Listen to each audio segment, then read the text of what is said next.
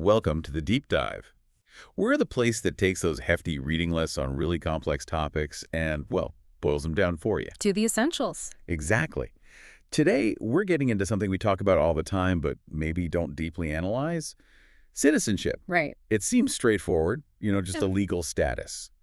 But when you look at the key thinkers, it explodes into this huge, complex field. We're talking democratic theory, rights, policy. Right. It's a lot. And yeah, for this deep dive, we are definitely diving deep into the theory. The sources are, well, they're dense. Foundational texts on democratic theory, policy across countries, modern challenges. That's serious stuff. Very serious. We're leaning heavily on scholars like T.H Marshall, Rainer Baubeck, Martin Vink. A lot of this is drawn from major works, some even synthesized in things like the Oxford Handbook of Citizenship. So the goal today is basically to pull out the core ideas, the big debates, the key implications from all this heavy reading, give you that, informed perspective without the all-nighters. Precisely. The shortcut to being well-informed on citizenship theory. Okay, let's dig in then. If you really want to get a handle on modern citizenship, you absolutely have to start with the bedrock. You do. And that means T.H. Marshall. His 1965 work, Citizenship and Social Class. It's just pivotal. Before him, the idea was maybe a bit fuzzy. He really formalized this concept that citizenship is built up in layers of rights. Marshall's framework is, you can't overstate its importance. It's the intellectual foundation for pretty much everything that follows.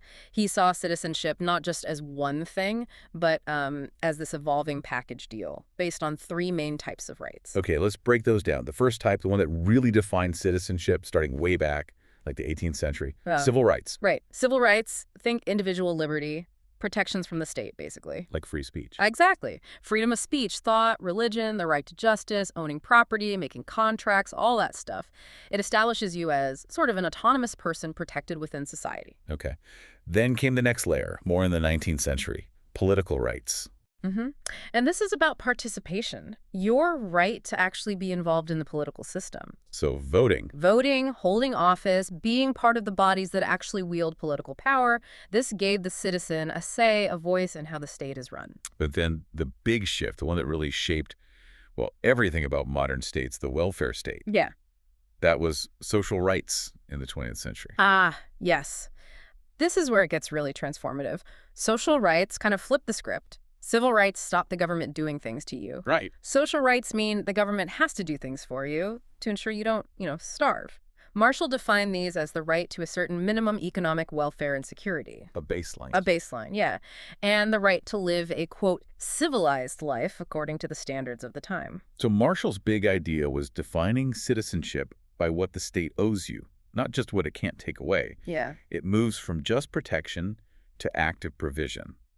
That's huge. It is a massive shift. But even with Marshall's foundational work, there's still this ongoing debate about what kind of citizen is the ideal type, which leads us straight into Assault Hanahan's work comparing the liberal and Republican ideas of citizenship. Okay, I think I can guess the tension here. Is it about being left alone versus being involved? Autonomy versus participation? That's really the heart of it. The liberal view, it puts the individual first.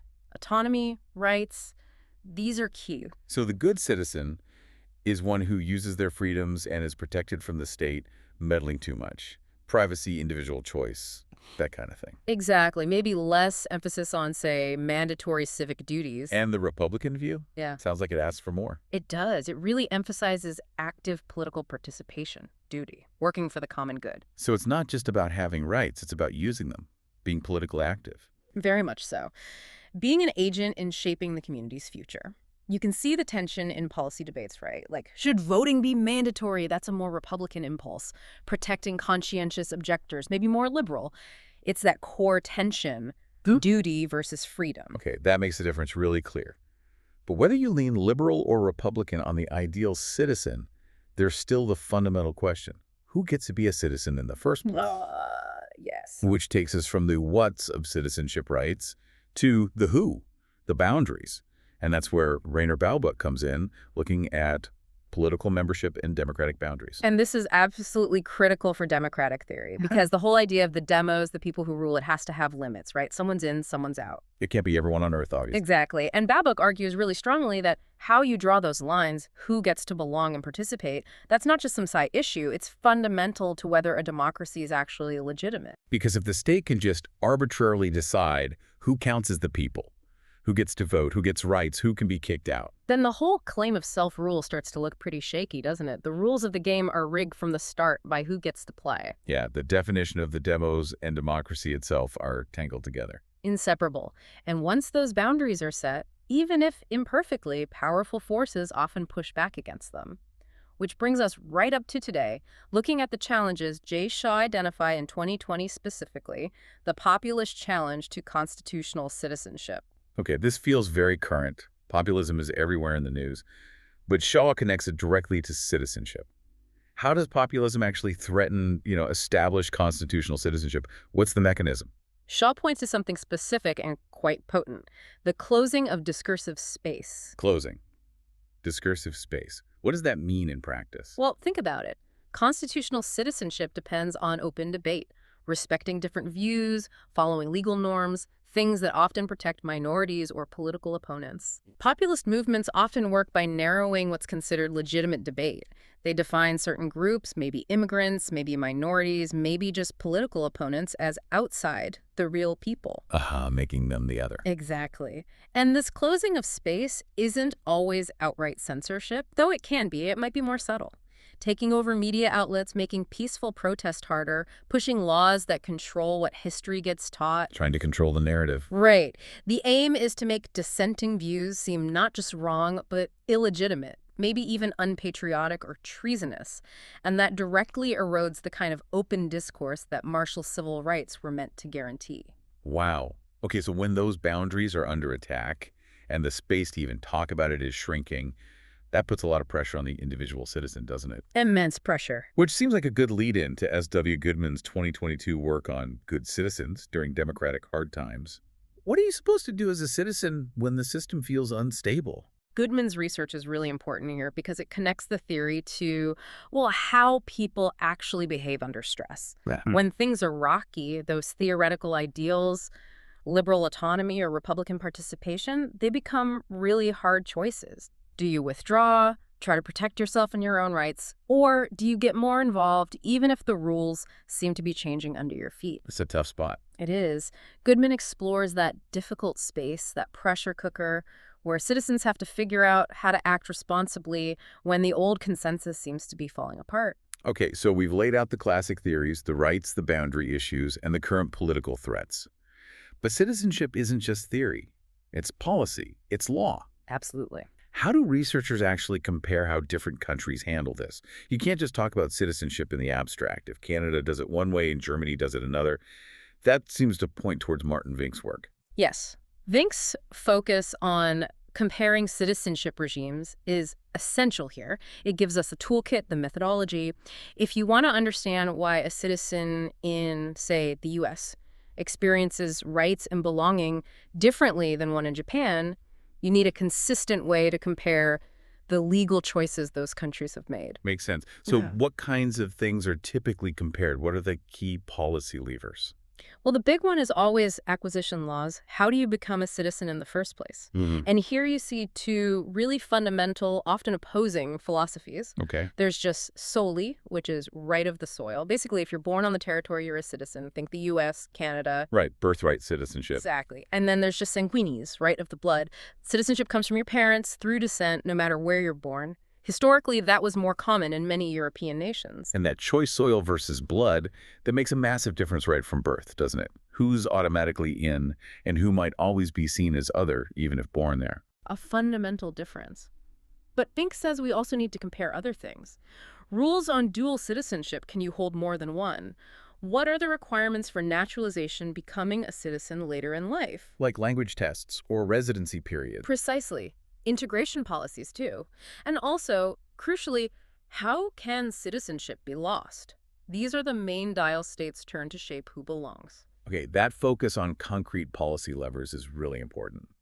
And that brings us nicely to S.W. Goodman again, but this time a more recent 2023 review, which sort of points to where citizenship studies is heading now. Yes, this piece in the Annual Review of Political Science is really about the trajectory of the field. And Goodman argues, quite persuasively, that the field needs to push beyond just defining citizenship or comparing laws in isolation. Okay, beyond definitions and comparisons, to what? To focusing intensely on two things: policy causes and policy consequences. Right. Let's say causes first. Why do countries make the choices they do? Exactly. Why does one country stick with just Sali while another fiercely defends just Sanguinis? Is it about history, maybe colonial legacies? Is it about managing immigration flows, economic needs, or just the platform of the party in power? Understanding the why behind the law. Understanding the political, the historical, the economic drivers, the causes that shape these laws, that helps us understand why things are the way they are and maybe predict how they might change. And then policy consequences. This sounds like where the rubber meets the road, Yeah. where theory impacts real life. Absolutely. How do these laws actually play out in society? If a country makes naturalization really difficult and expensive, what does that do? Does it affect social cohesion? The economy? Right. Does it leave large groups feeling excluded? Does it impact the labor market? Do things like mandatory language tests actually help people integrate? Or do they just create barriers for vulnerable people trying to access full rights? Goodman's point is that the field must analyze these real-world outcomes. Do the policies actually achieve the kinds of goals Marshall envisioned for citizenship, or do they undermine them? Wow. Okay, so this deep dive has really taken us on quite a journey. We started at the absolute foundation. T.H. Marshall's three types of rights: civil, political, social. That basic structure of what citizenship means in relation to the state. Then we layered on top the philosophical debate highlighted by Hanhen about the ideal citizen. More eponymous, like the liberal view, or more participatory, like the Republican view. Then we moved outwards to the crucial problem of boundaries, who gets included, which Baubuck emphasized is central to democracy itself. And how those boundaries are being actively challenged today through things like Shaw's closing of discursive space linked to populism. And finally, we landed on the need to look at citizenship not just as theory, but as practice, comparing regimes systematically like Fink showed us. And focusing, as Goodman urges, on the real-world policy causes, why laws are made, and especially the policy consequences, what those laws actually do to people and society. It really feels like these academic frameworks give you the blueprint for understanding, well, the whole structure holding modern democratic societies together. Or sometimes how they fray. It really does, and it shows that whenever you encounter citizenship, maybe it's in a news debate about immigration or a policy change affecting welfare, or even seeing a protest, these deeper theoretical foundations are always there, under the surface, shaping the rules and deciding who gets what rights. So if Goodman is right, and the cutting edge of citizenship studies is really about digging into those policy causes and consequences, that leaves us with a pretty big question, doesn't it? What's that? Well, what unintended consequences might our current citizenship policies, wherever you happen to live, be creating right now? Consequences that could actually change what it means to be a good citizen in the next 10 years or so. That is the critical question to ponder. And maybe a way for you, the listener, to think about it is this. As you see policy changes happening, maybe rules about voting change or access to social program shifts, try looking at them through Marshall's old lens. Civil, political, social rights. Exactly.